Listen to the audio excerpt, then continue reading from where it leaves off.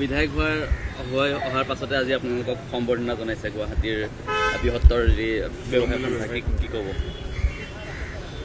এতিয়াতো অভিনন্দনৰ এইটো চলি আছে, সব জগাৰ মানুহবিলাক মাতি আছে, আমিও গৈ আছোঁ, নাগৰিক অভিনন্দন গ্ৰহণ কৰি আছোঁ।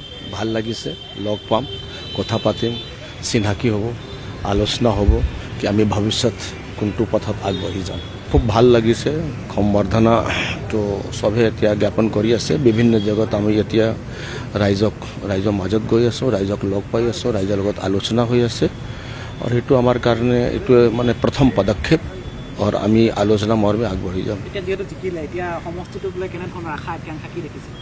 এতিয়াতো ৰাইজৰ আশা আকাংক্ষাটো বৰ বেছি হৈ গ'ল, মানে যিমান সমস্যা আছে তাত থেকে দেখিছোঁ আশা আকাংক্ষা দুইগুণ হৈ গ'ল।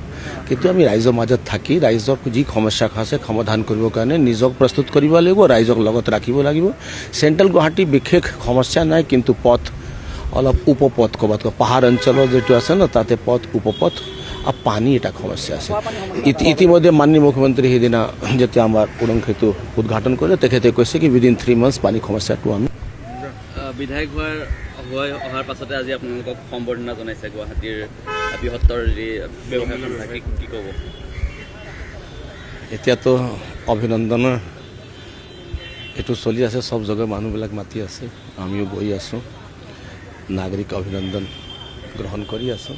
ভাল লাগিছে, লগ পাম, কথা পাতিম, চিনাকি হ'ব, আলোচনা হ'ব কি আমি ভৱিষ্যত কোনটো পথত আগবাঢ়ি যাম। খুব ভাল লাগিছে, সম্বৰ্ধনাটো চবে এতিয়া জ্ঞাপন কৰি আছে। বিভিন্ন জেগাত আমি এতিয়া ৰাইজৰ মাজত গৈ আছোঁ, ৰাইজক লগ পাই আছোঁ, ৰাইজৰ লগত আলোচনা হৈ আছে। আৰু সেইটো আমাৰ কাৰণে এইটোৱে মানে প্ৰথম পদক্ষেপ, আৰু আমি আলোচনা মৰ্মে আগবাঢ়ি যাম। এতিয়াতো ৰাইজৰ আশা আকাংক্ষাটো বৰ বেছি হৈ গ'ল, মানে যিমান সমস্যা আছে তাত থেকে দেখিছোঁ আশা আকাংক্ষা দুইগুণ হৈ গ'ল। কিন্তু আমি ৰাইজৰ মাজত থাকি ৰাইজৰ যি সমস্যা আছে সমাধান কৰিবৰ কাৰণে নিজক প্ৰস্তুত কৰিব লাগিব, ৰাইজক লগত ৰাখিব লাগিব। চেণ্ট্ৰেল গুৱাহাটী বিশেষ সমস্যা নাই, কিন্তু পথ অলপ উপপথ ক'ৰবাত পাহাৰ অঞ্চলৰ যিটো আছে ন, তাতে পথ উপপথ আৰু পানী এটা সমস্যা আছে। ইতিমধ্যে মাননীয় মুখ্যমন্ত্ৰী সেইদিনা যেতিয়া আমাৰ উড়ং সেতু উদ্ঘাটন কৰিলে, তেখেতে কৈছে কি উইদিন 3 months পানী সমস্যাটো আমি বিধায়ক হোৱাৰ পাছতে আজি আপোনালোকক সম্বৰ্ধনা জনাইছে গুৱাহাটীৰ বৃহত্তৰ যি ব্যৱসায় সন্থা, কি ক'ব? এতিয়াতো অভিনন্দনৰ এইটো চলি আছে, সব জগাৰ মানুহবিলাক মাতি আছে, আমিও গৈ আছোঁ, নাগৰিক অভিনন্দন গ্ৰহণ কৰি আছোঁ। ভাল লাগিছে, লগ পাম, কথা পাতিম, চিনাকি হ'ব, আলোচনা হ'ব কি আমি ভৱিষ্যত কোনটো পথত আগবাঢ়ি যাম। খুব ভাল লাগিছে, সম্বৰ্ধনাটো চবে এতিয়া জ্ঞাপন কৰি আছে। বিভিন্ন জেগাত আমি এতিয়া ৰাইজৰ মাজত গৈ আছোঁ, ৰাইজক লগ পাই আছোঁ, ৰাইজৰ লগত আলোচনা হৈ আছে।